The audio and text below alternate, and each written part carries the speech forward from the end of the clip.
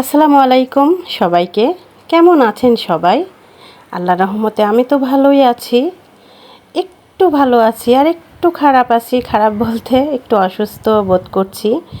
তো সকালবেলা চলে এলাম চা নিয়ে বেলকনিতে।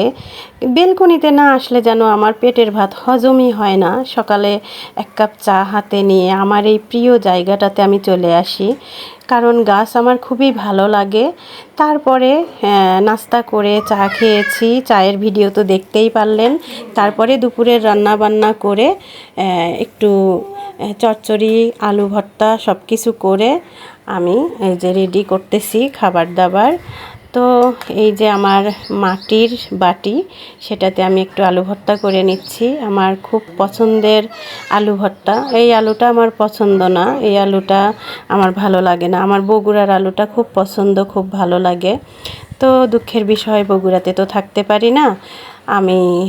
আবার হলো আমার শ্বশুরবাড়ি পাবনাতেও আমার সুন্দর ভর্তা খাওয়ার আলুটা পাওয়া যায়, লাল আলু পাওয়া যায়, ওইটা দেশি আলু, খুব মজার আলু। তো এই আলুটা আমি খুব একটা পছন্দ করি না, কিন্তু খেতে হয়, কিচ্ছু করার নেই। এখানে যেহেতু পাওয়া যায় না সেহেতু খেতেই হবে। তো আমার আলু ভর্তাটা করে দুপুরের খাবার টাবার খেয়ে রেডি হব একটু ঘুমানোর জন্য, কারণ এখন কারেন্টের এত ডিস্টার্ব যে রাতের বেলা একটুও ঘুমানো যাচ্ছে না, আর এত গরম, কিচ্ছু করার থাকে না।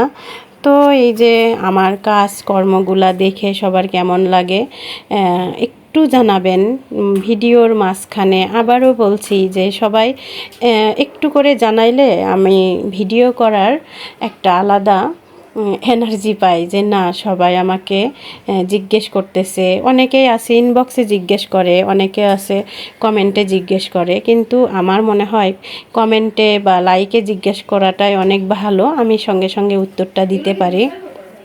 তো এখন এই যে দেখেন আমি মোটমোট করতেছি। আলু ভর্তাটা এত দারুণ হয়েছিল, আসলে ভালো লাগছে আলু ভর্তা। আর বিশেষ করে পান্তার সঙ্গে আমার আলু ভর্তাটা বেশি ভালো লাগে।